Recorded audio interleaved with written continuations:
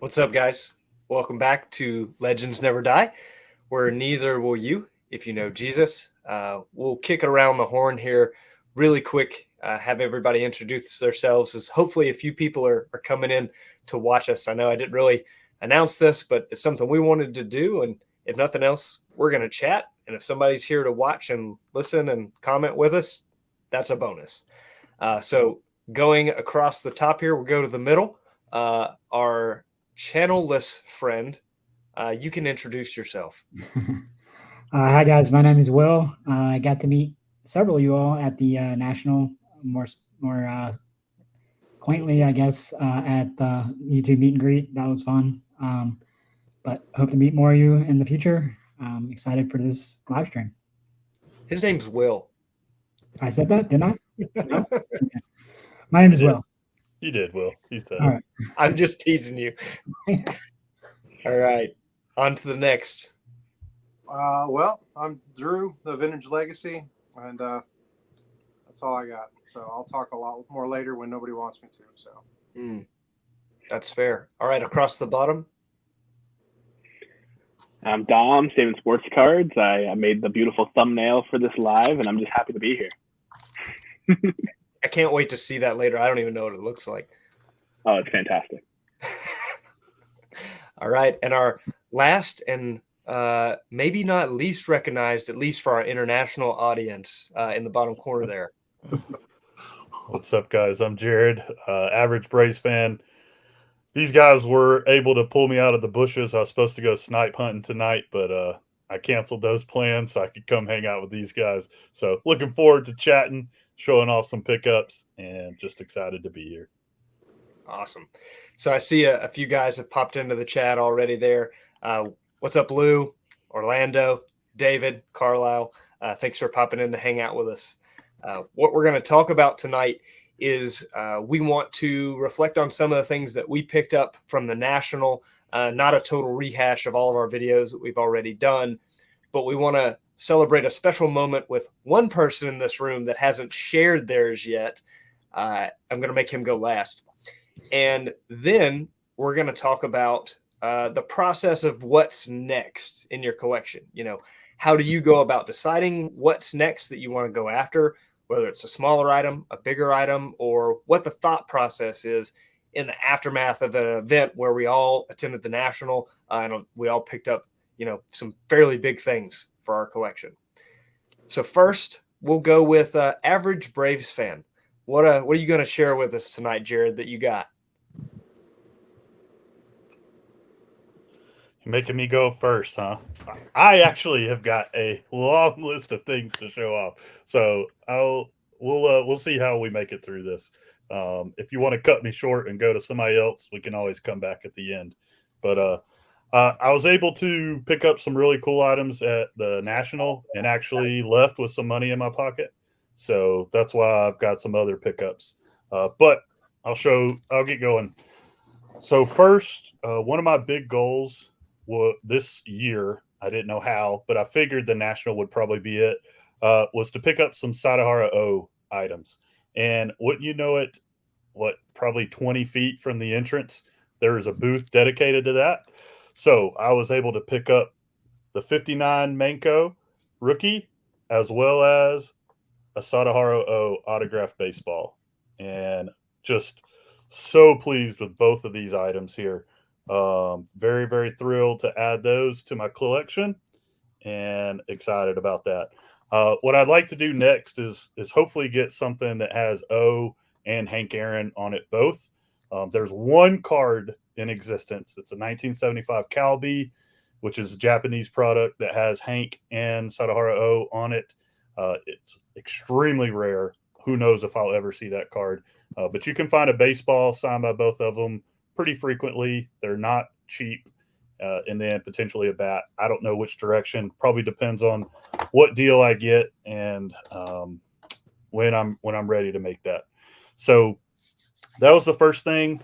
Secondly, I picked up this 1957 World Series Game 3 full ticket stub. It's just absolutely stunning. This is one of those items that Drew talks about how when he goes, you just never know. You never know you need it until you see it, kind of deal. Well, I saw this day one and decided on day one I didn't need it. The reason being, this was game 3, and the Yankees absolutely crushed the Braves in game 3. Obviously, the Braves won the World Series. So I was thinking, I want to get a ticket stub from a game that the Braves won, right?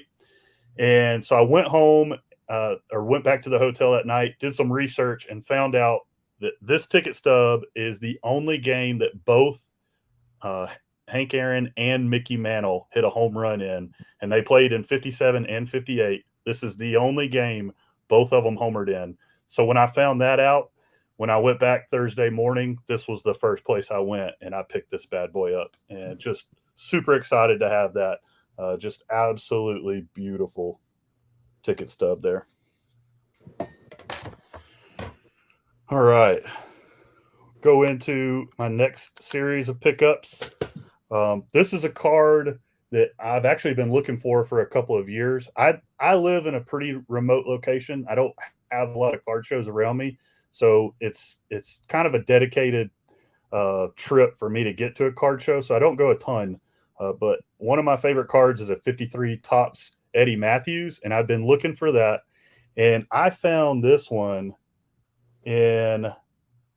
It's graded an 8, but it's graded OC. But if you look at it, it's just, even though it's OC, it's incredible. It's a little thin at the top, but left to right, it's perfect.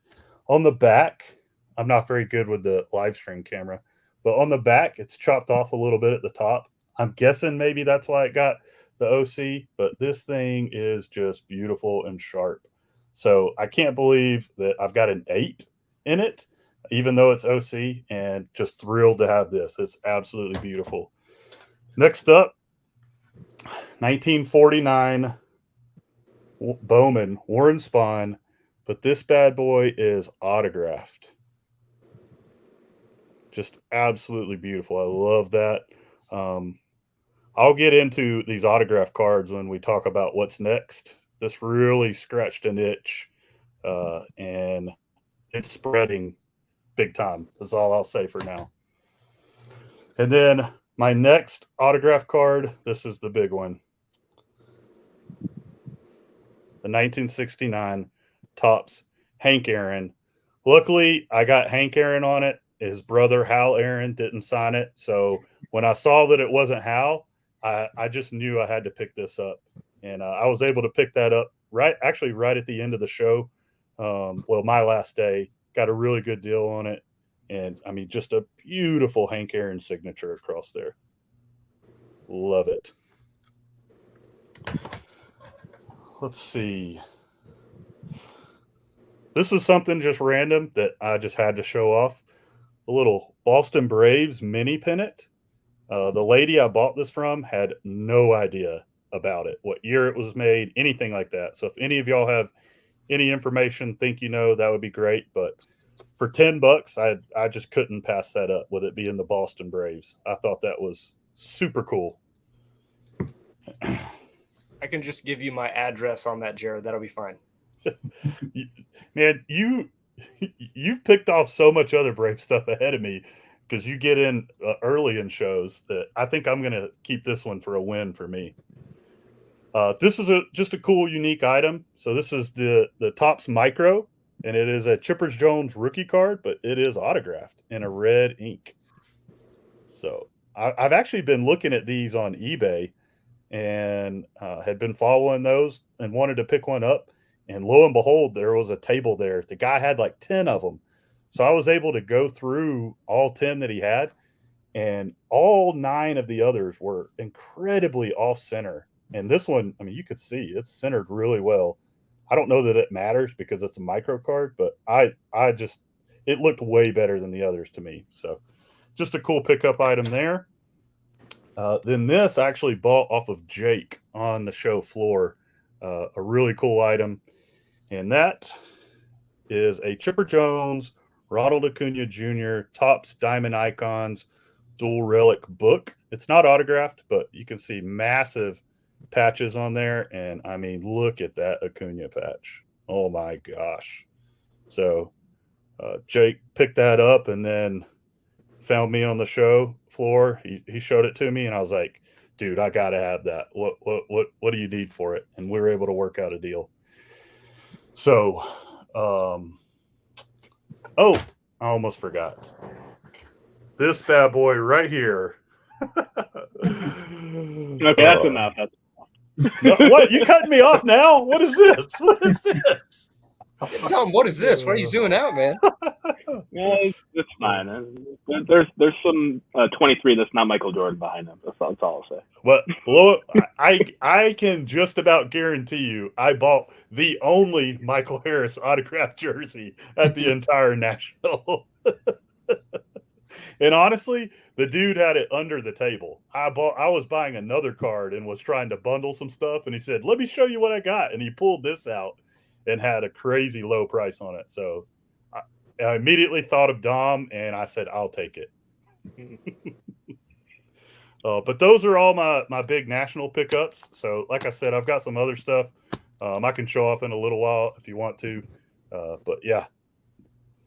Awesome. Sweet, Jared. Let's go around the horn let's go to Dom next. He wanted to get you off the screen real quick, Jared, so I'll let him put himself up. He was trying to push me, I know. Yeah, I'm gonna try orienting us. That's not that's not working. That's not working. That's not working.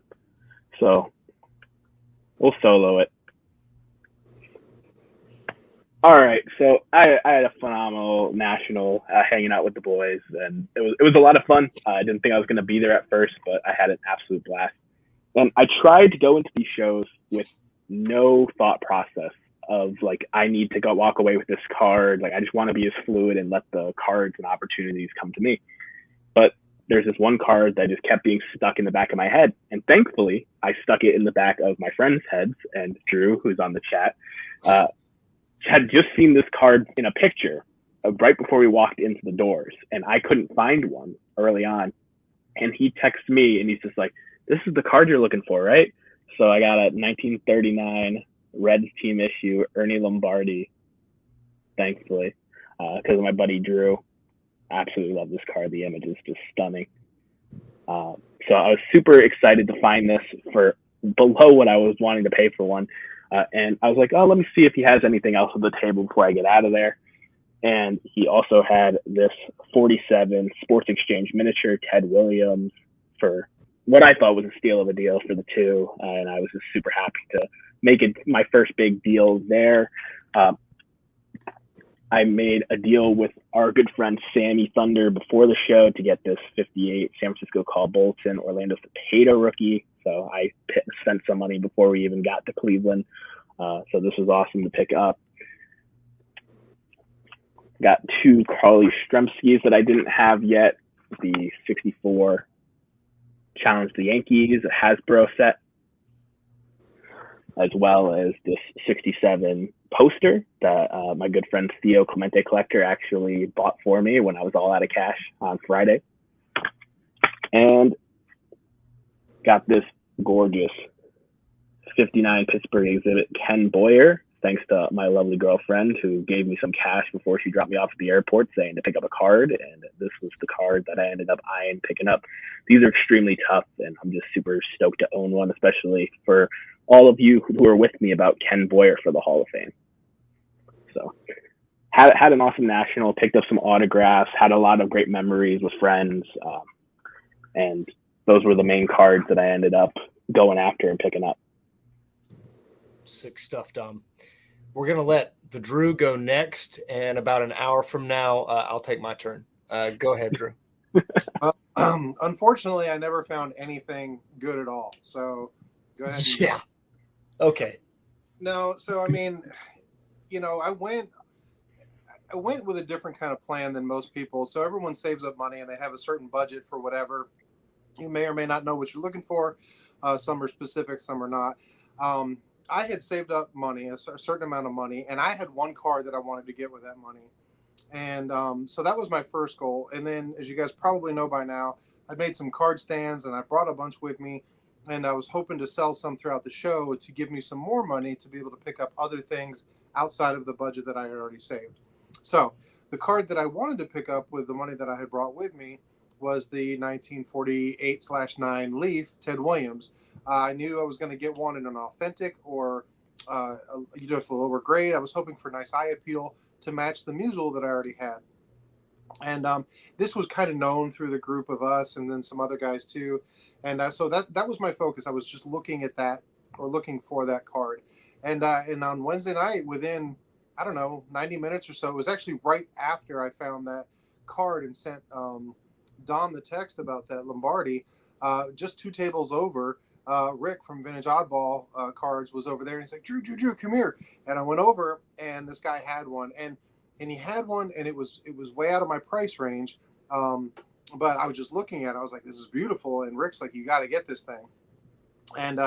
And I was like, I'm thinking there's no way he's going to come down. I mean, I'll just, not all the numbers, but he was $250 more than my max budget on the sticker. And I'm like, he's never going to come down that far, you know? And so I said, well, you know, what else can you take?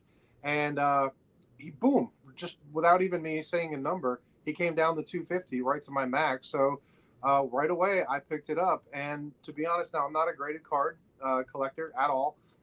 It's still in its graded case because I believe that's more of the story, because it is a PSA 1, but it may be the nicest one you've ever seen of any card. And I'm not, well, maybe I do brag, but it's just beautiful. It's centered perfect. There's no snowing on it. There's no marks on it. It's just a 1, no qualifiers. And as I showed this throughout the entire week to everybody, if they wanted to see it or not, they all said the same thing. Oh yeah, well, the back is probably destroyed. Well, the back is absolutely not destroyed. There's a little print line right across the top in his name, and that's it. I mean, the only other little thing is one tiny little paper loss mark, which if you haven't seen it by me showing it, it's obviously not important enough for me to point out to you. So, but I was able to pick up this card, and that was the big purchase. I mean, that was it. And then after that, you know, I was on cloud 9. I just love that card and still do. But then as I sort of relaxed a little bit and went around, other cards started coming to me. Now I had these sort of I had these cards on my list or thoughts that I wanted to get, but I had to sell those card stands. Well, they started selling, and I started getting some more cash and walking around money. And right at the same time, actually, I'd already previously sold a few, but Sammy Thunder called me and he's like, Drew, aren't you looking for this? And I went over, and sure enough, and I picked up the Stallmeyer Carl Erskine, and this is the last playing days Carl Erskine that I needed for my Carl Erskine run. And big Carl Erskine fan, love his story, love his testimony, I love his character, his person, and just, you know, part of that classic Dodgers team, and just a great example of it. So I was able to get that, and then some other cards that I knew I wanted to get. I was hoping to get a T206 Rube Waddell throwing, and I wanted it as a beater. I didn't care if it was an oval shaped and creased and marked, as long as I could kind of see the image. I didn't care about the back. I was looking for really low dollar, and I found one. It wasn't as low dollars I was hoping to spend, but it's absolutely stunning. And I was able to get this, which is not oval, and it's not back damaged at all. So another beautiful card. You know, you can see it's authentic, but that's really all I cared about was the authenticity of it. The color's great. There's no pinholes or anything else, and I just stunned that I found that card. And then you know, as was already referenced by Jared, you know, that sometimes you don't know a card until you see it, that's what you want. And this one came to me. I didn't know about this card at all, but Rick, Vintage Oddball Cards, was selling some cards to get some funds up. And as soon as I saw this card, I was like, oh my gosh, I have to have that. So I picked up a 1915 Cracker Jack Burt Shotton card. And everybody I showed this to, maybe one person knew who Burt Shotton was right away. But for me, who loves telling the story and the story of the cards, Burt Shotton, if you ever watched the movie 42, you know the scene where Leo DeRocher gets fired right before the end of this, or beginning of the season, and they have to find another manager, and he comes in and he manages Jackie Robinson in street clothes. Well, that was Burt Shotton. And so this is a playing days card of Jackie Robinson's first manager when he made the majors in 1947. So again, just another great card, unexpected. And then the last big card that I wanted to get, and this took some work and some teamwork, and Dom and Sammy, and Mike from Scoots Collectibles, he was there, and Jake disappeared on us, but we were all going up. But found a dealer the next day after I'd seen this, and I was able to work a deal finally, and I got the Jimmy Fox 38 heads up with scribbles, and again, another great card. So I got a few other little things too, but overall, I mean, I got cards that I don't typically get. You know, I don't get high eye appeal, kind of to me expensive cards, but I just came away just blessed and just a great time with people and the things that I picked up, and I had a great time. So that's all I'm going to show for now. I've got some other things, but those are the main cards that I picked up and wanted to share tonight.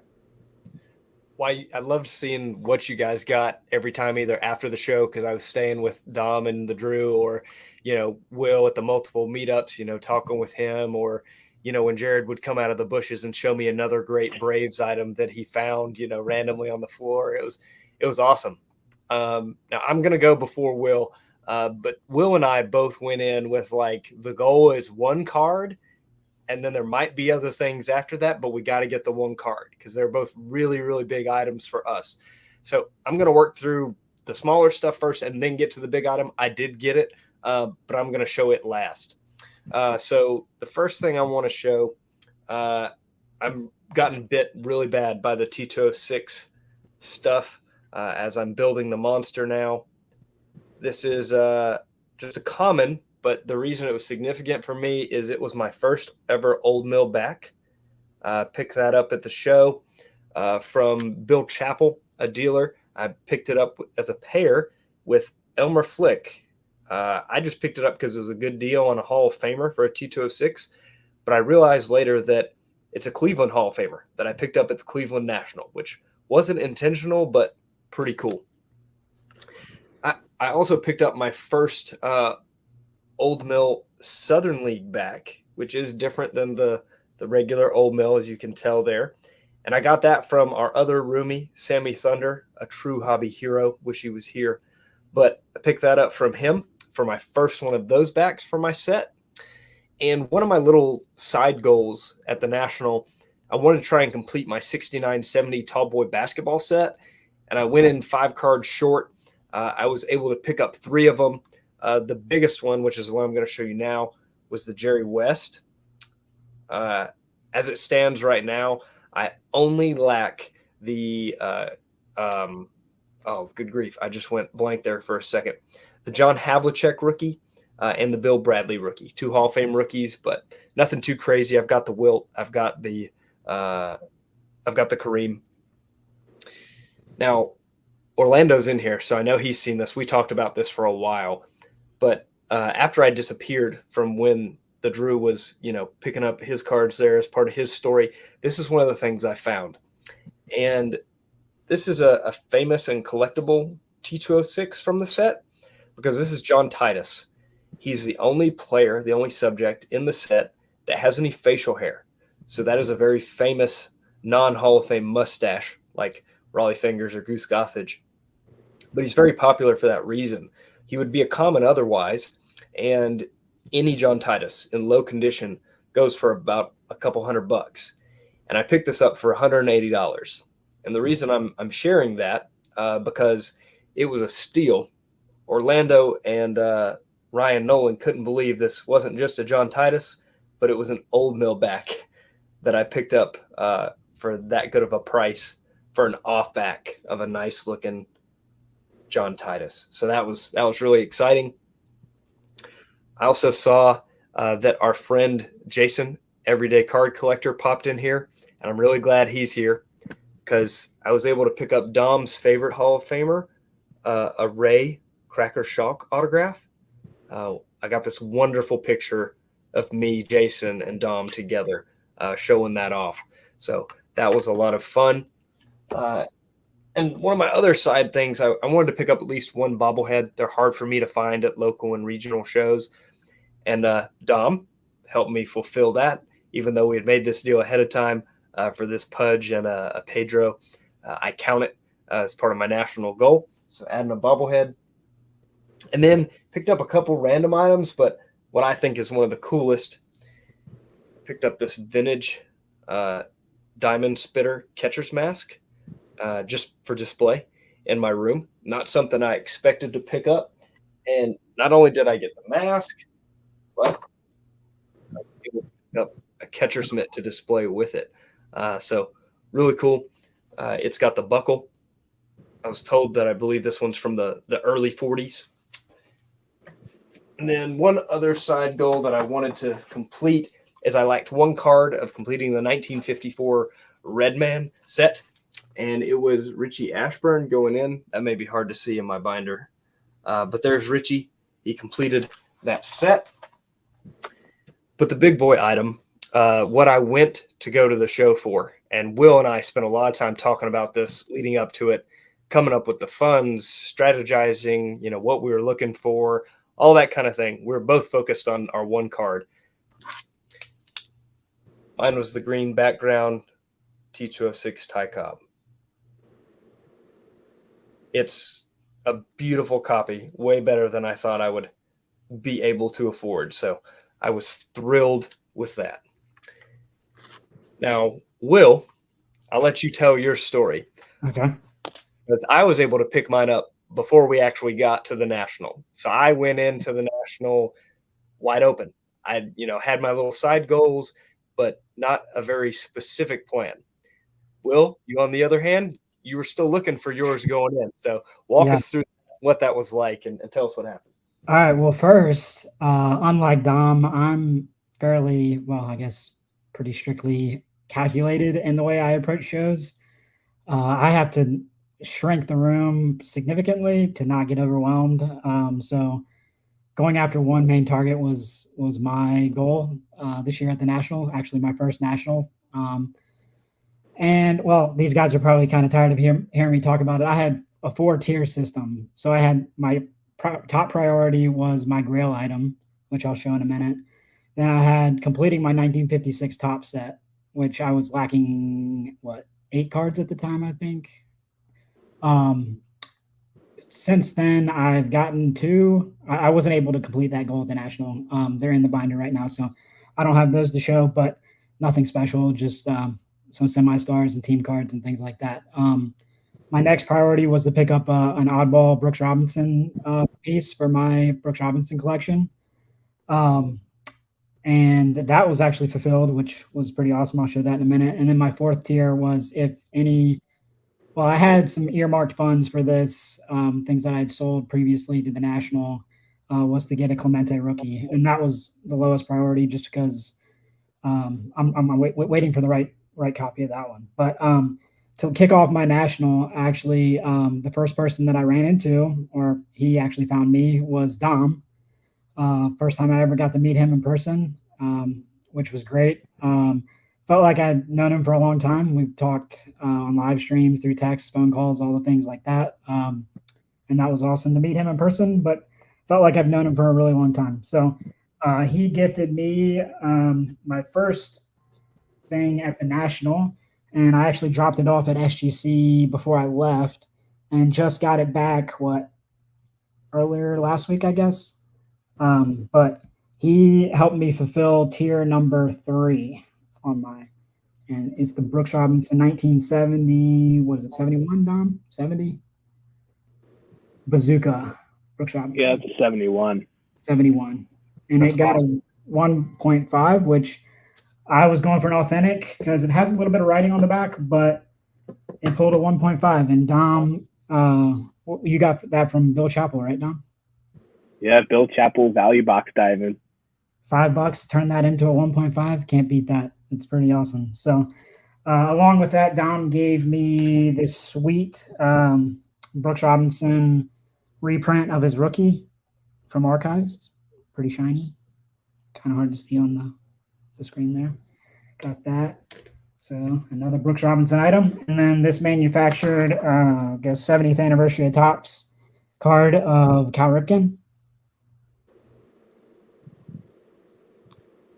So those gifts were from Dom, which have really high sentimental value for me. So thank you, Dom, for helping me kind of break the ice and get my national underway.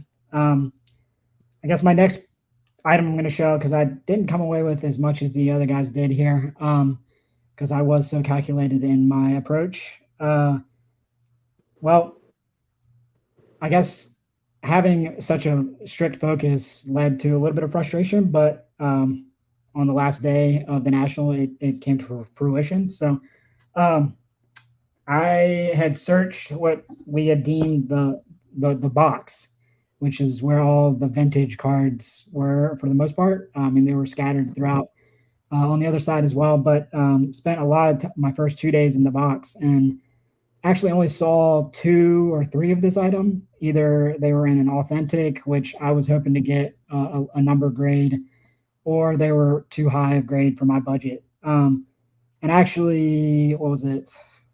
Friday, I saw one on eBay and I was like, that meets everything I'm looking for. So I decided to put in an offer on eBay, and I was like, well, I did it in Cleveland. And I mean, even if I don't pick the card up at the show, then I guess I can check that off as my completing my goal. And actually, it was really cool because I got to talk it over with Adam Vintage Sanctuary at dinner on Friday night. And we kind of went over the strategy and looked at the card closely and decided on what to offer. And it was just a great time hanging out with him and looking at cards through his eyes. But later that night, the guy had messaged me back and accepted the offer, I guess. And I said, well, are you at the national? Or he said, I have it with a vendor at the national. And I was like, well, I'm at the national. Is there any way that I could pick it up from him? And he's like, well, in order for me to get paid, it has to go through authenticity. So I was like, oh. And then I was like, anyway, you could cancel the transaction and I could just pay in cash and pick it up at the national. And he was like, yeah, I'll do that. So Saturday morning, my brother and I went first to this guy's table to pick up my Grail item, you could say, and knock off priority number 1 for my national. And it's the 51 Bowman Willie Mays rookie card. Beautiful. Congratulations, Will. That is dope. Pretty So well awesome. So The good. registration is So so good. awesome. So, yep, it worked out. I was a little frustrated that, spent so many hours scanning the show floor and just was coming up empty. And this would just happen to be at a vendor's table that it was over near the food trucks, and I just had never really ventured over there. So it all worked out, and it was, even if it didn't, it would have been an amazing time. So we got to go to the Guardians game, hang out with these guys, and it was just more than I could ever imagine. So That's awesome, man. And the cool thing about, yes, we all were able to go to the national together and we all accomplished, a lot of the big goals. We got some really cool stuff for our collection. The hobby doesn't end there, right? We're all going to keep collecting. We're all going to continue to build our personal collections and look for things, hunt for things, talk about things, do live stream about the hobby. So this is what I want to kind of segue into and talk about next. Because there's always a what's next. There's always what's the next item, what's the next thing, what's the next part of your hobby going to look like.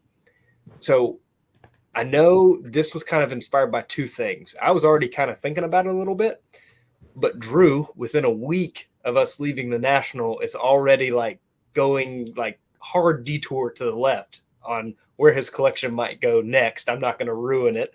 Will and I are texting and talking about, oh, dude, what's going to be the next big gold card? Even before Darren put out his 1K subscriber contest that's going on right now.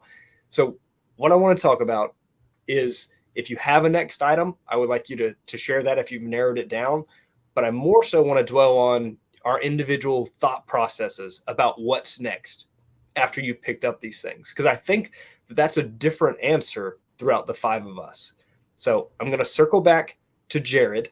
He's had plenty of time to think about this, that he's going to go first and talk about what's next for him and kind of how he arrives at that once he emerges from the bushes. just because I had the time doesn't mean I was actually focusing on what the question was. Live No, stream rookie. Live stream rookie. I know, man. I know. Like I kind of mentioned before when I was going over a couple of the autographed items that I got, the Hank Aaron and the Warren Spahn. That's hard to see. Let me see if I can get some more light on that. Yeah, the autoed Warren Spahn there. I love this. I love these original cards. You know, somebody got these in person somehow, somewhere down the road. This wasn't something that they sat down with the Topps representative or they got, mailed to the clubhouse with 10,000 other cards that they were signing. There's a story behind this of how these got signed. I don't know specifically what it is, but it's just super cool. So I'm looking for more signed cards. I don't have like a specific around, I'm looking for this player and this year kind of deal. Just some stuff around that. So something that's cool and interesting, like one that I saw at the National that I didn't pull the trigger on, that I'll give an example, would be a 73 Topps Pete Rose that was inscribed, 73 MVP. Something like that. That's a cool card. That's a cool signature and just a cool story around it. So that's really what I've been looking for, of what I kind of want to go after next. Some more autographed cards, vintage cards. So yeah. So like playing days era vintage autograph sure. cards. It kind of sparked maybe a new segment of your PC just from picking those up. 100%. Because I know like when you sprung those on me on the floor at two different points, I'm like, dude, Jared is like starting to show me up as a Braves fan. Like, these are incredible. Well, I'll say so. One of my big goals at the National was to get a really nice Hank Aaron autograph. I have a Hank Aaron ball, but I got it in a large group of other balls, and it is one of the Hal Aaron autographs. Mm-hmm. And if you go look up Google Hank Aaron autograph and look at images of it, you either get Hal or you get Hank, and Hal drives me crazy personally. So I wanted to. That was one of my big things. And so as I'm walking around, I start seeing his autograph on cards, and I'm like, man, that would be cool. And then I come across this one again, and the Hank on there is just absolutely beautiful, right? And I knew I had to have it. And so that kind of started it, looking at that. And then I found the Spawn, and I'm like, oh my goodness. One, it's a 49 Bowman autographed. I hadn't even thought of that being a possibility with Warren Spahn's signature on it. It's one of those things you just come across and it's like, holy cow, this is awesome. So I've just been looking at that a lot and trying to figure out, different players with different playing days. Like I said, maybe a significant year if they won the MVP or something along those lines, trying to find an inscription with it. Because I haven't really said this, but I am more of like an autograph collector than I am like a true card collector. I love autographs. And so that just, they're together. It's perfect. When, like, don't get me wrong, the Hank is sweet, but there's something about that 49 Bowman Spawn in the ballpoint pen, man. Like, oh, I love it. It's so sick. It is. Like, I know it's hard to see on there, but it is. It's so nice in person too. And I know we're obviously both of me, you and I are big Braves fans, but you've got two members right there of the 57 World Series team playing day vintage cards. The red Shandings that I have, the first one I had as a representative for his autograph in my collection, I wanted him in Braves uniform because he's on the Braves in 57, and he didn't have any pack pulled autographs in Braves uniform. They're all Cardinals, right? So I bought a 1960 Topps, playing days era vintage signed card in ballpoint pen, and that's my red Shandings autograph, for that 57 World Series project and Hall of Famer. But so I like that kind of stuff. Oh yeah, Joe So they're Adcock, Rich Indians. 59. Yeah, Shane Danks and a Joe Adcock, both signed. It's hard to see there. But yeah, I found these after I saw the others, and I was like, man, if I'm going to do this, let's do this. And these were dirt cheap. Well, considering compared to the other two guys, they were. And so yeah, I picked those up as well. So for sure, I think it's super cool. And you can, if you want to know some of my backstory, you could talk to the Drew.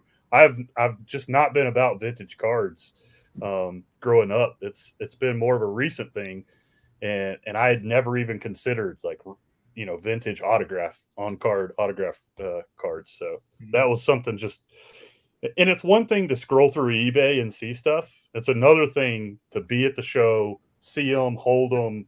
It's a whole different, connection with the card, being able to do that than just looking online at stuff.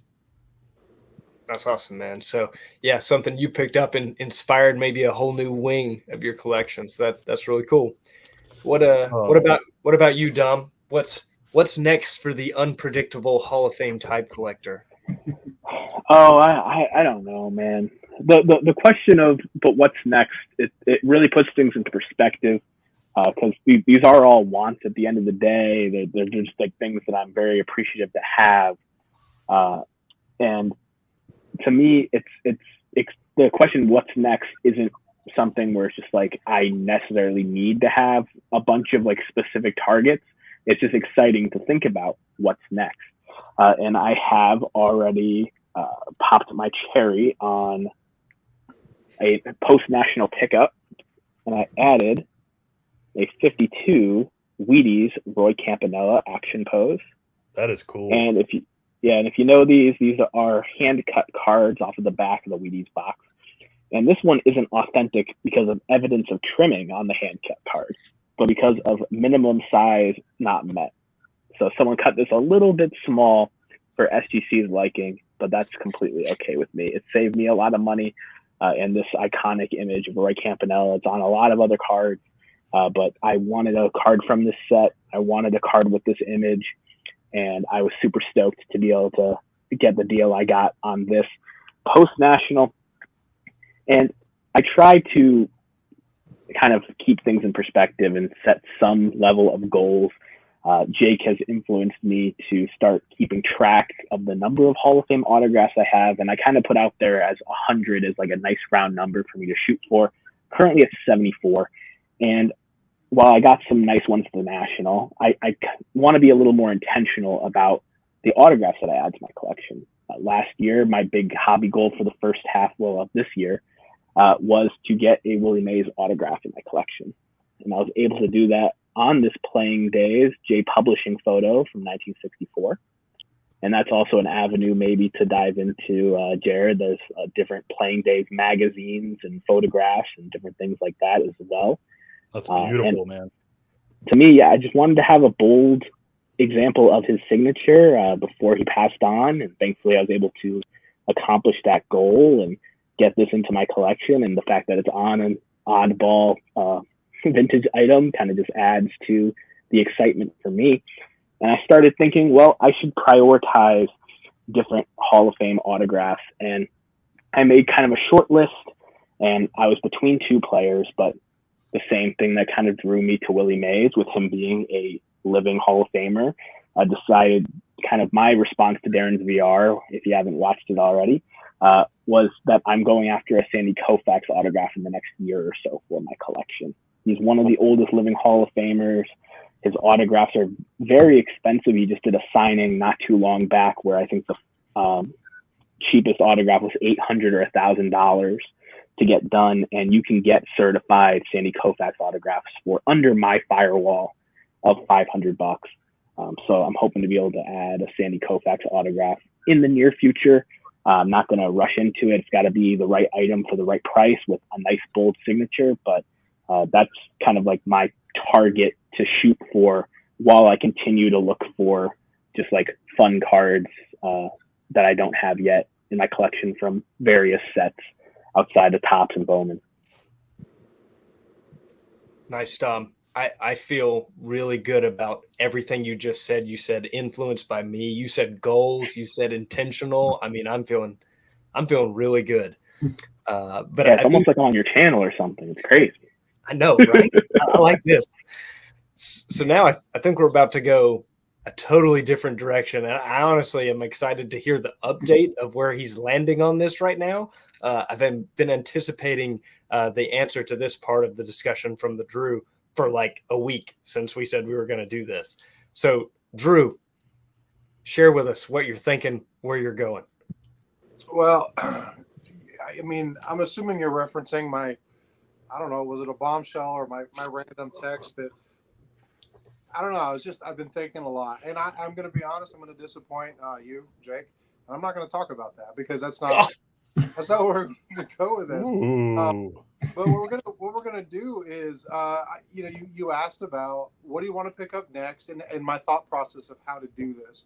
So, as far as what I want to pick up next, I didn't know going to the national. I had a very short list, and I actually achieved the entire list. Now, I did have one other card, and it was sort of the Hail Mary, all in card, and if basically if I had sold every one of those card stands while at the national. And I found then I had this larger chunk of money, and then I found the right deal and the right card and all this. So a lot of things had to happen. And then I was hoping to maybe get the Leaf Joe DiMaggio, which would have given me the trio of the three great hitters because I already have the Musial. I picked up the Williams as I showed, and to get the DiMaggio would just have been like the trifecta to me. However, I could tell right away that I didn't see the card in a grade that I could afford, and or in an image, and it just wasn't going to happen. So I pivoted, and I'm okay that I pivoted. And now that I'm beyond that and I'm out of the show and I'm not looking at it, I don't know. It's out of the three, it's my least favorite for a few reasons. And and it would be the most expensive. So I didn't know do I really want to do that. So I thought, well, if I'm going to be looking at that kind of price range or at least more expensive type cards, even though I pick them up very rarely, what do I want to get? And again, it's referenced about let the card come to you. I didn't know what I wanted. I really don't. I'm not disillusioned with Topps and Bowman, but I've seen them all. I've had so many of them, and I've sold off so much of my collection a few times actually, and I just don't have a huge interest in acquiring a lot of cards that a lot of guys are going for. And there's nothing wrong with going for those cards, of course. So I thought, what do I want to do? Well, one of the things that I've enjoyed the most is my player collecting. And I already showed, I got the Stallmeyer's Erskine, which completed the playing days run of Erskine cards. And this is not an easy card. And as far as Erskines go, it's the most expensive I've ever spent on any Carl Erskine card.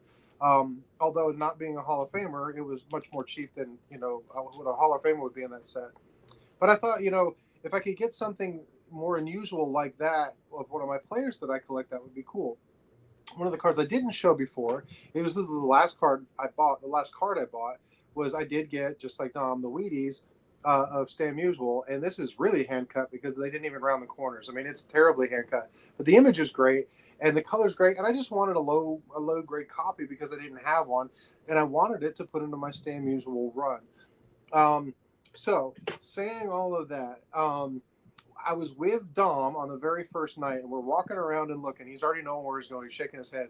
But we were walking around and just looking at cases. And at this point, I wasn't really looking. I was with him while he was looking.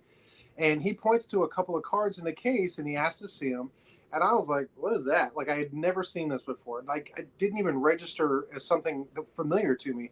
And the dealer pulls them out, and Dom's looking at him like, what is that? And he tells me the name. Again, doesn't register as a name I know, but I do notice that one of the two cards he's holding is one of my guys, which is Pee Wee Reese. And I was like, that's really cool. I really like that image. And I'm looking at it more. But at this point, I hadn't sold all those card stands yet, so I didn't have budget for something random that I didn't know about. And I thought, well, that's kind of neat, And Dom passes on it, and the guy puts them back. Well, as the week goes on and my shift changed and I stopped thinking about that DiMaggio, I started like, man, I want to go back and look at that Pee Wee Reese again.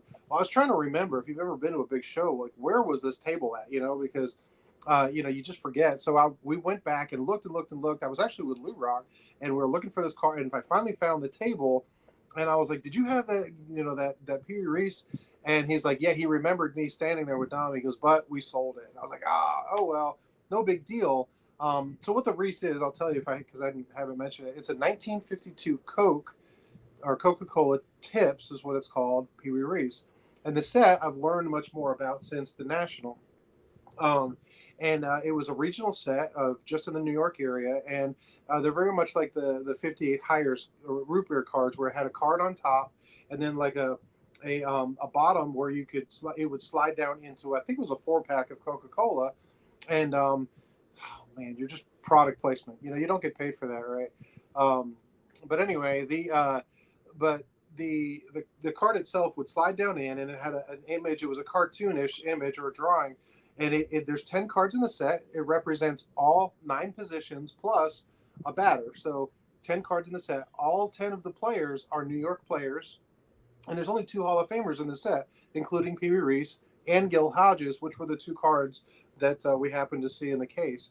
And so Mantle's not in it, Mays is not in it, Whitey Ford's not in it, and any other Hall of Famer, Duke Snyder's not in it. All these other Hall of Famers from the New York area at the time are not in the set, but my Pee Wee Reese is.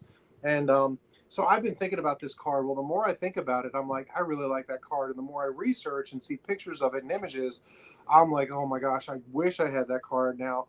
And then, I texted this with Jake a couple weeks ago, I found out it's actually a fairly scarce card and graded. And I'm not a graded guy, but it's a good way to look at quantities that are out there. There's only 40 Pee Wee Reese's graded in any company. That's it. And I saw an ungraded one with Dom, and then later, a couple of days later, Jake showed me one which was way overpriced, and that was one of the graded ones. And now I'm like, oh my gosh, this is just going through my brain. So that's the card I want to get. As far as like, how did I come to that? I just happened to go through it. It was very organic in the way it flowed. And that's really how I'm picking up cards from now. I don't have like a master list. I refuse to do a spreadsheet in any way. And, and so I really want to, I want to be able to find the card that just speaks to me at that time.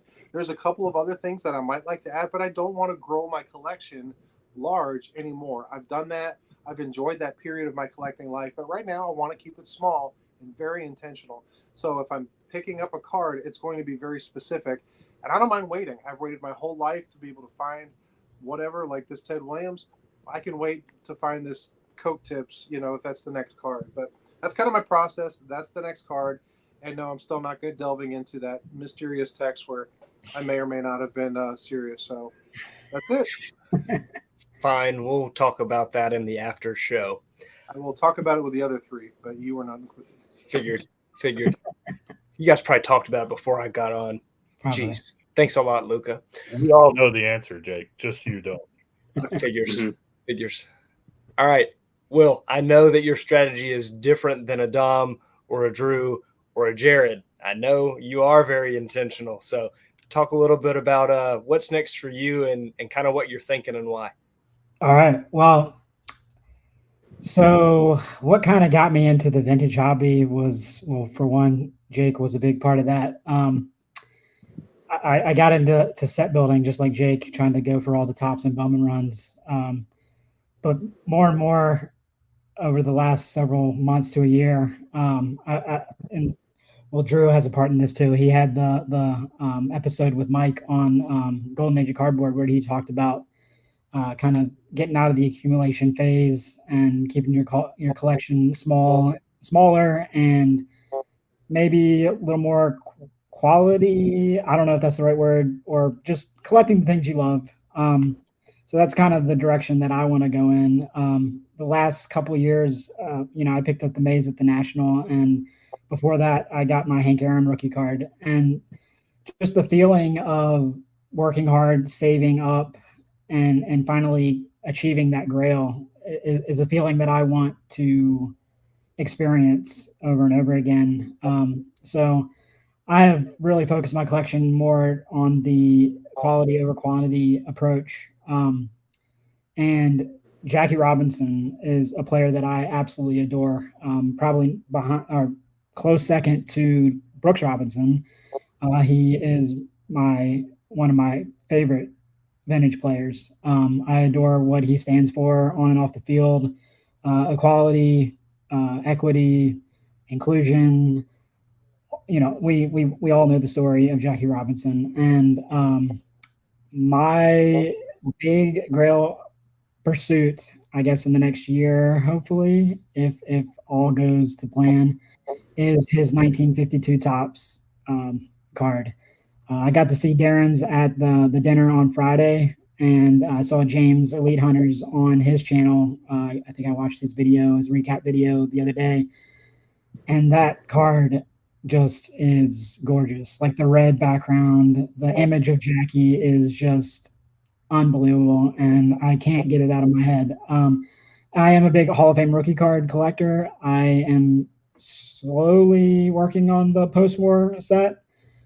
So obviously you would say his 49 Bowman would be the next logical choice, but looking at prices and the fact that it's a high number and the 52 top set just makes sense to me to go after that one first. I would like to own both at one point at some time, but I actually like the 52 tops better. And, you know, I just don't want to check boxes anymore, kind of a Drew's approach, but I also have a spreadsheet. So I'm kind of a mixture of all the guys on this live stream. So I'm really content with saving up and waiting for that right copy in the right time, the right place, and the right budget. And it's just been a fun approach and really slowed my hobby down, but made me more intentional, more patient. And I have had so much fun bouncing these things off of these guys.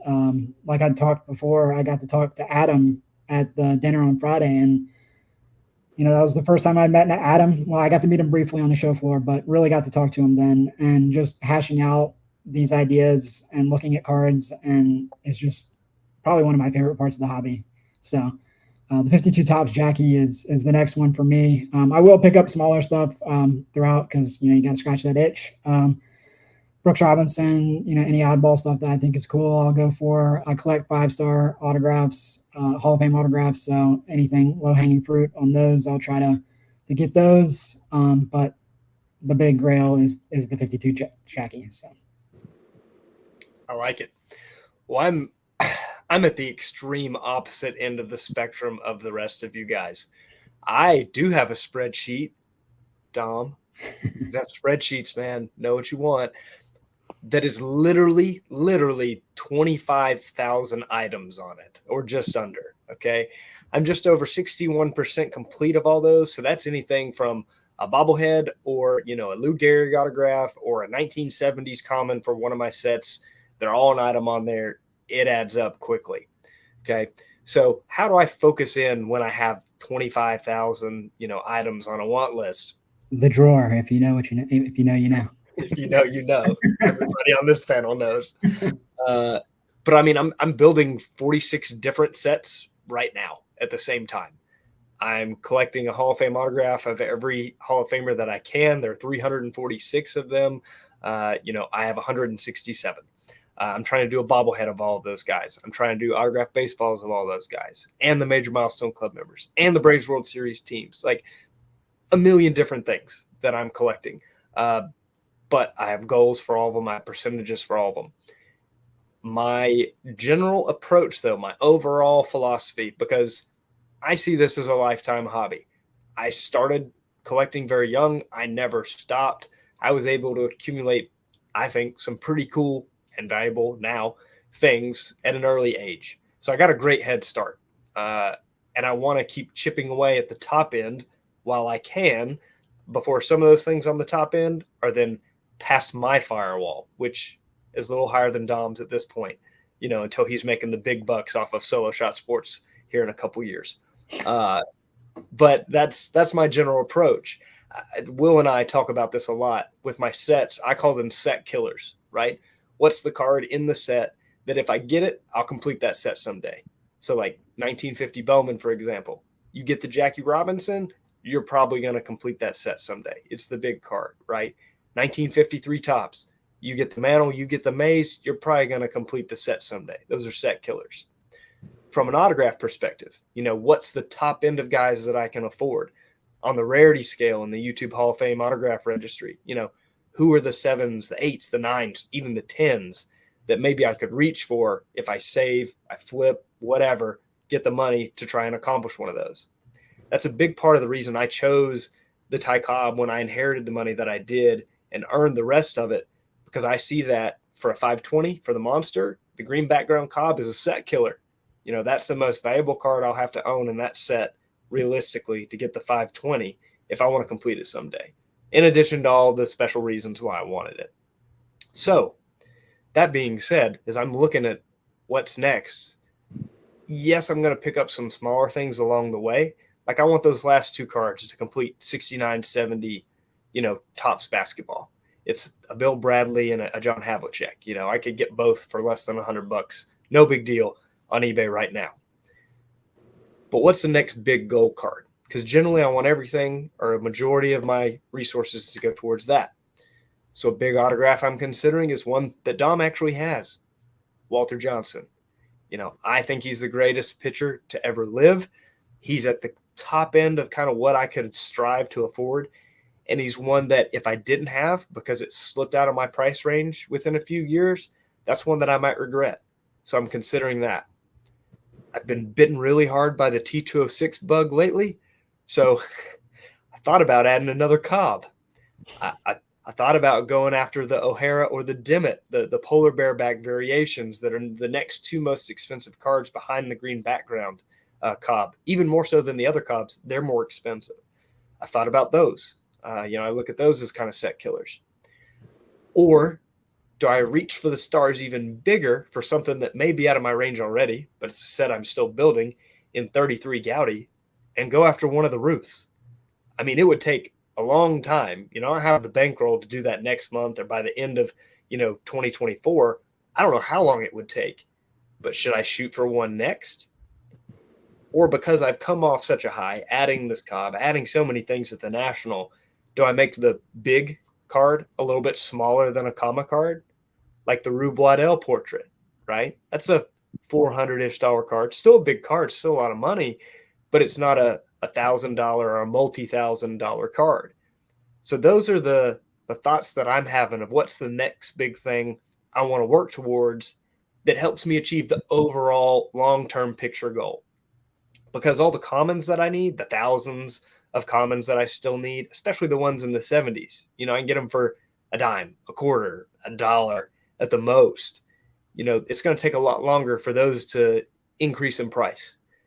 Kind of the same thought process that Will had with his 2 Jackies. Well, I'm going to go after the 52, even though I need both. I feel like the 52 is more likely to rise out of my range before the 49 Bowman. And that's why I chose that.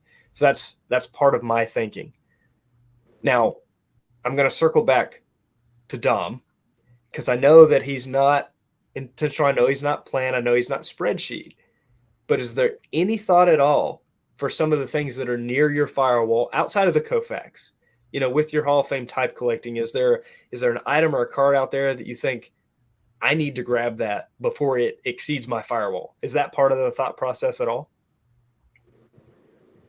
It's not that I couldn't see that method to the madness, but it's super fun thinking about what's next. Whether you're looking for one specific card like Will and Drew, a million specific cards like you, or a hodgepodge of unspecific cards like me and Jared, you could just have like a lot of fun with this hobby. So I don't want it to be like too narrow focused and put my blinders on and miss out on opportunities to just like get amazing cards that I absolutely love and I didn't have to even push near my firewall at all for them, because the hobby's supposed to be fun. And that's what I'm just trying to do is keep it as fun as possible so that the prices do get in my head, but they're really just the obstacle between me and the card. And with some of the higher end oddball stuff, it's great. I have saved searches for some of the ones that I'd love to own, but realistically, it's just got to line up where I have that kind of money available in my card budget and a deal or opportunity drops to me. I just try to be as opportunistic as possible. I try to have as much of my card budget available as possible for those things when they pop up. And I like not knowing what comes next. It just makes the hobby stay fresh and just be exciting.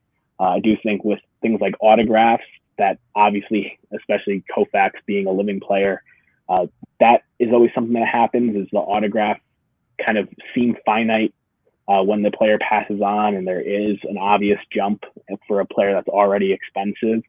So I think it makes sense in the autograph game to be a little bit more tactical, but with the cards, I don't have a spreadsheet of up to 25,000 items, but in my head, there's over 25,000 items I would love to own. So whatever ends up coming next, I'll be just super honored to own it and just excited to move forward with it. And same thing with all you guys. When you guys pick up the next thing you love, I'm going to be super happy for y'all. Well, to piggyback on that, Dom, you talked about the living Hall of Famer thing and chasing the maze at the National. I realized, when he passed away, I was like, oh, that just ruined it. There's no shot I can get it now. But I saw something interesting on a Facebook post in one of the vintage cards groups that I'm in, and the guy said that he felt like Maze's death was baked into his prices in the last 2 to 3 years. So I was able to pick up the Maze at the low end of my budget, actually, which really surprised me. But do you feel like that will become more common with these older, great, inner sanctum Hall of Famer guys like Koufax? Do you think his death will show in his prices and not rise and have that spike like they typically do in the past? Yeah, maybe on the card end that already is happening. I do know in terms of pitchers in the hobby, he is one of the higher priced guys. But I think because he's been so tactical with where and when he signs, that the autograph thing will really see that movement forward, because even the low end authentic Sandy Koufax autographs are in the upper half of my firewall. So they're already on the expensive end for me. So I want to make sure I secure a nice one that I'm happy with before it goes from top half of my firewall to top of my firewall and or over my firewall. And I think that's the kind of thing that can happen with him, because he's been very, very solid about hey, I'm not going to sign too much. I'm not going to sign in every product. When I do a big signing, I'm going to charge through the nose, which deters a lot of collectors from actually signing up and getting the autograph. So that those kind of things come to mind with the autographs. With the card market, it's worth what someone's willing to pay. And with some of those things like the Koufax rookie, the price is the obstacle, but the supply is out there. There are plenty of Koufax rookie cards that are on the market at all times.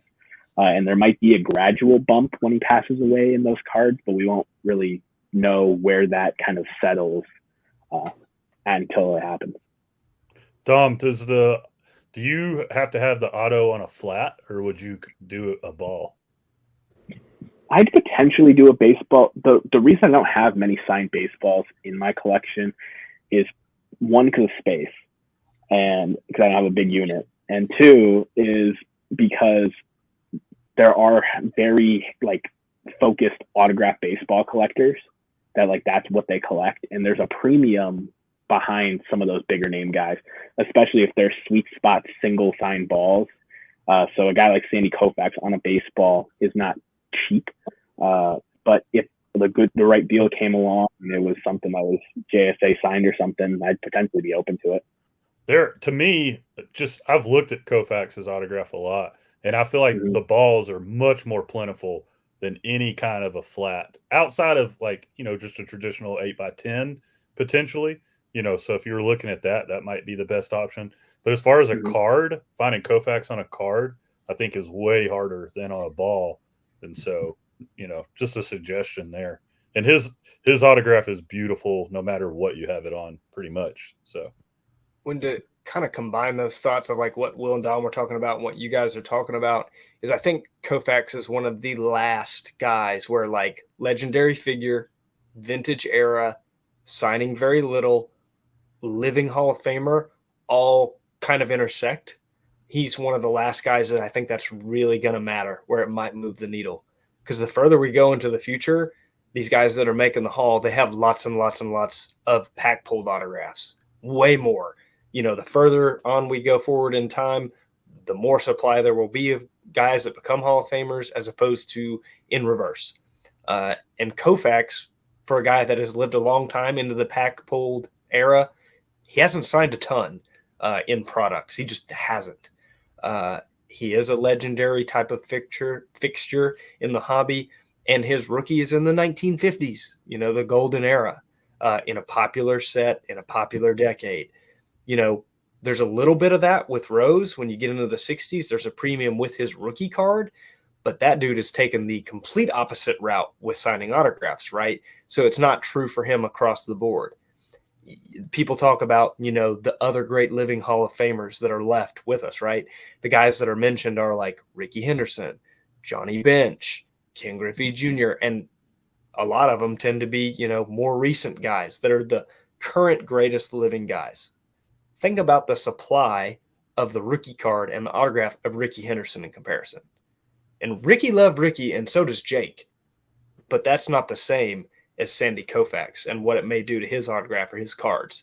Ricky is not going to see the same kind of appreciation. Even if it's small for Koufax, it'll be bigger than what happens with Ricky when he eventually passes on. So I think Koufax is one of the last examples of that.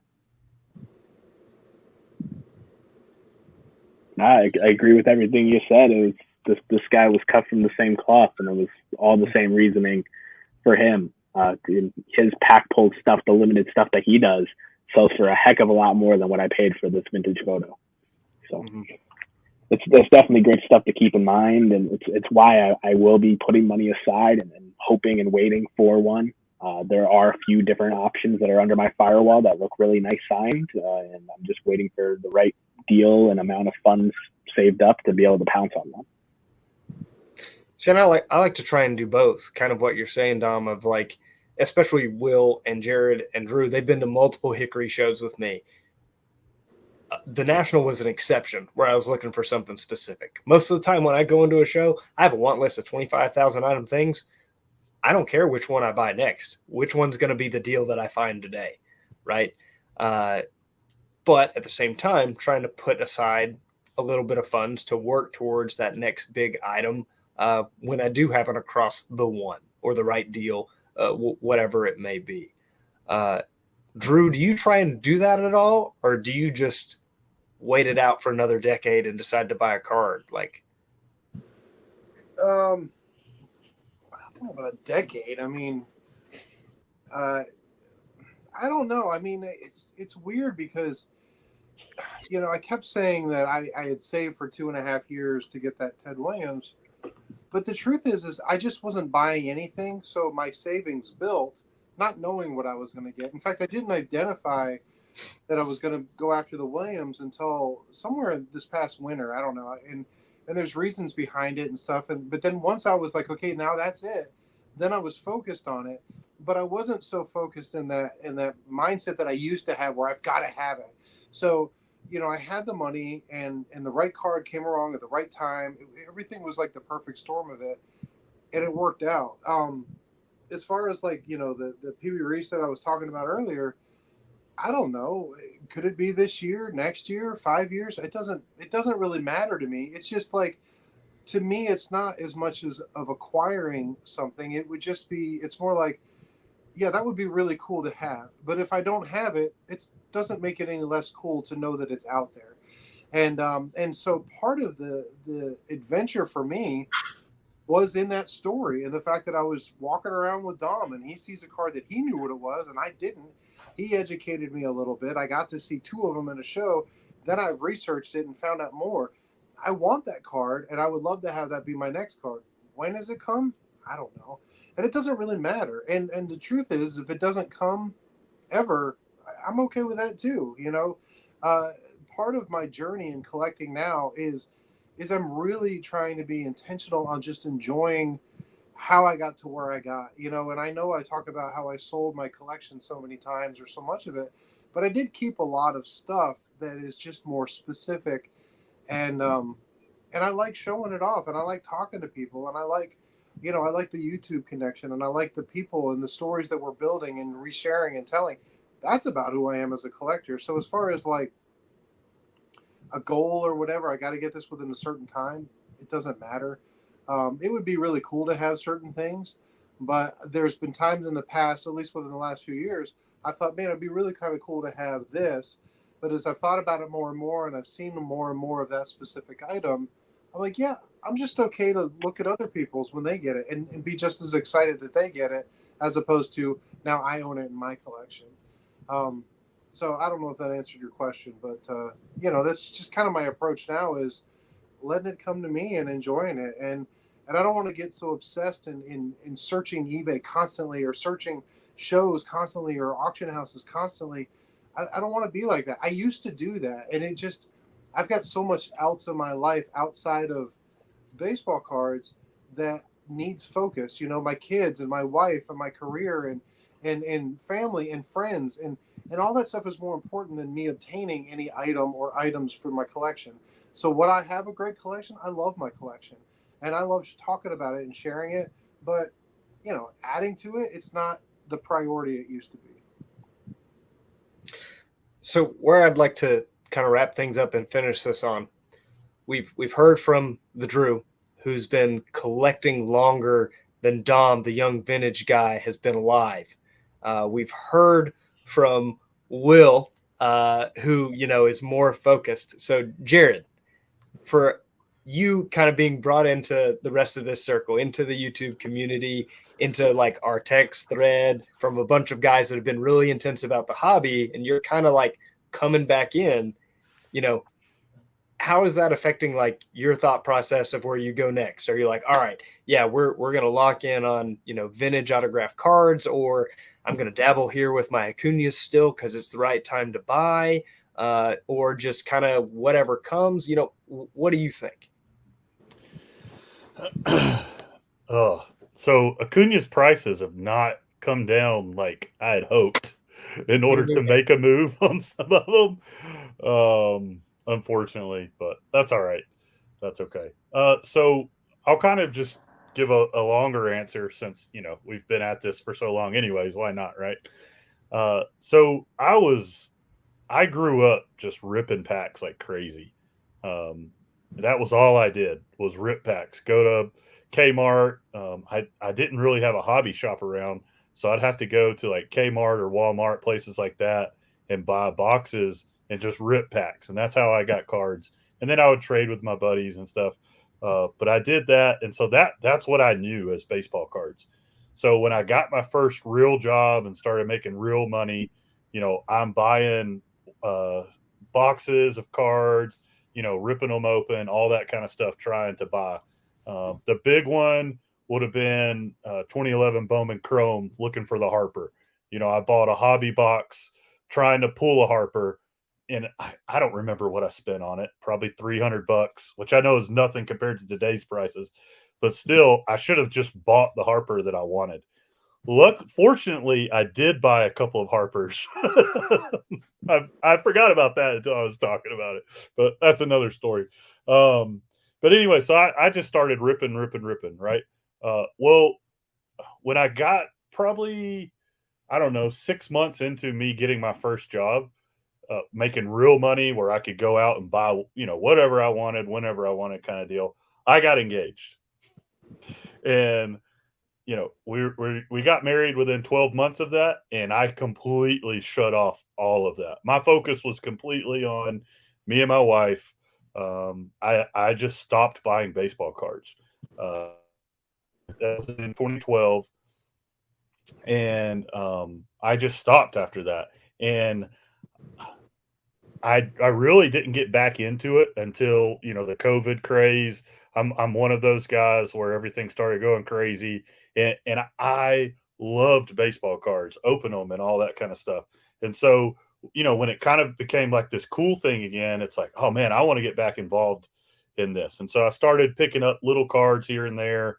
But I had grown so much and matured as a person that I realized what a waste it was to buy sealed boxes and try to rip them open. Sorry if you're still doing that.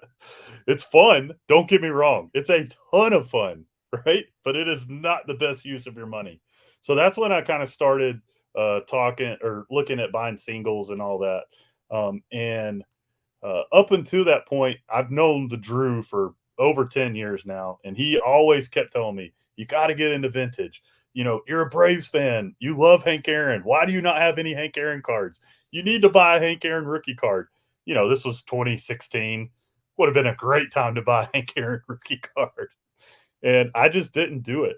But being in with you guys and just, you know, Drew telling stories about the different players and the different cards and Jake's passion around just building out these sets and just talking with Will about, you know, the stuff that he wants and Dom, all his oddball stuff. I've picked up some cool oddball stuff, you know, just because Dom throws out these random things and so I go research that set and it's like, oh, there's a Brave in that set. I might try to pick something up like that. So it's been really cool. But because of that, and because I've been kind of new, it has been a lot of, oh, I'm going this direction today. I'm going this direction the next day. I'm going over here.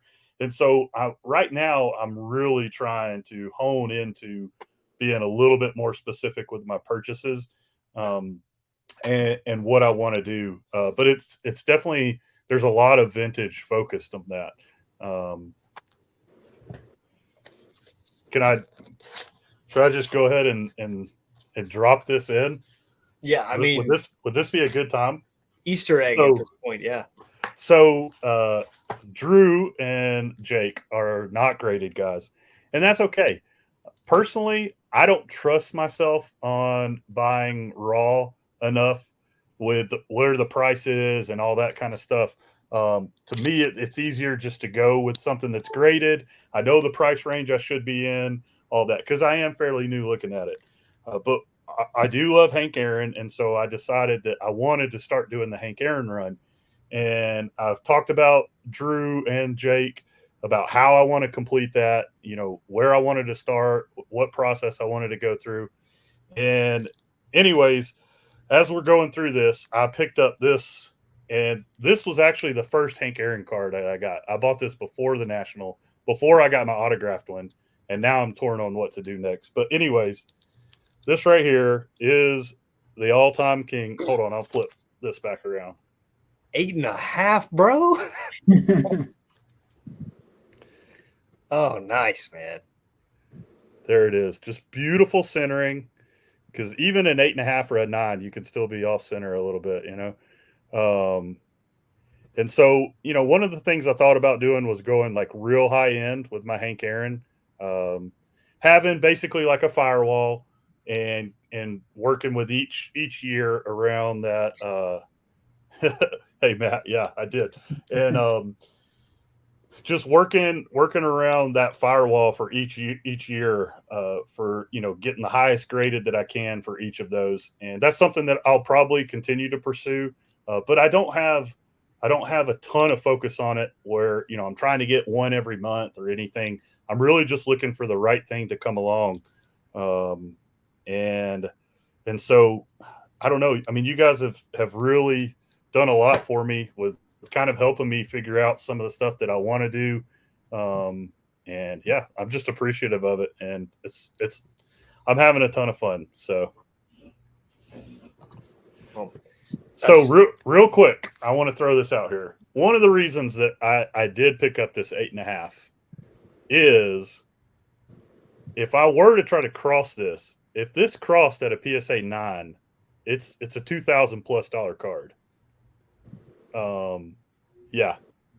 And I didn't pay anywhere near that. Now, the only thing is I've been seeing a lot online lately that PSA has gotten really tough on vintage cards. You know, that being a 74, I don't know. But at that point, if I crossed it and it was a 9, I would sell it and use those funds, you know, to pick up some other stuff. What are your guys' thoughts on that? Well, first of all, you getting into high graded cards, that's a crime, dog. We're going to have to talk about having you on Cracking Cooperstown to, relieve some of those issues. Uh-oh. But I'm glad you're getting into Once it crosses over to a 9, then we'll have you on the show to crack it. Yes, I like that. Yeah. Yeah, right. Okay. No, Well- man. If you can take a card like that to me it's a great card, but it's a common card, and you can turn it into a grail, like bigger piece, like I would seriously consider that. Well, Jared, I don't know PSA's process for this, but I have done it through crossing over the other way, PSA to SGC, and SGC will evaluate the card in the slab, and you put a minimum grade that you want it to. So, if you put a 9, and they don't deem it to be a 9, they'll send it back to you in the SGC slab at 8.5. So you're not Okay. you're out the money, but Right. you don't have to crack the card. They won't crack the card. It's going to be returned to you exactly the way it is. So if you think you can get a 9, go minimum grade, see what happens. The worst that can happen is they send it back to you in an 8.5. So, PSA is more expensive. I don't know what their crossover fee is. SGC is only $15, but if you think you can get a 9, it might be worth a shot. So, Okay. That's good to know. Good to know. I was ready to wrap up the video with Jared on this nice note, how like friends in the hobby help you and like YouTube community's been great. And then he's like, let's talk graded cards on Jake's channel here at the end. So Threw in the bomb. all right. So we're going to have to stay in chat after this, but I'm going to end this video here because I can't take any more of that. well, Jake, I got a couple of comments real quick. Dude, if you say something about grading, Will. It's not about graded cards. Okay. All right. Go ahead. Well, first of all, I think this live stream is a perfect example of our the hobby phrase. Well, Dom and I talk about this a lot. No wrong way to collect, or collect what you like. So whichever phrase you like better is go with that. But everybody has their own way, and it's just fun to talk about it and be together and join it in each other's pickups. Second comment is I think Darren is subscribed to my channel. I have 15 subscribers. So if you'll accept it, Darren, and if you know anything about my channel, it's nothing but VRs. And if you will accept this as throwing my hat in the ring, I would gladly accept the chance. So, yeah. If it gets you to make another video of accepting the prize, I'm good with that too. All right. All right. I will, if that comes to that, then I will definitely make that video. Well, this was fun, guys. We're gonna have to do our little panel here again of our group chat. I had a lot of fun, but we're gonna cut it here for everybody watching live. I'm sure we're gonna hang out and chat for a few minutes afterwards. But for anybody that's stuck with us this long, thanks for coming and hanging out with us. Hope you enjoyed it. Keep collecting, and God bless, guys.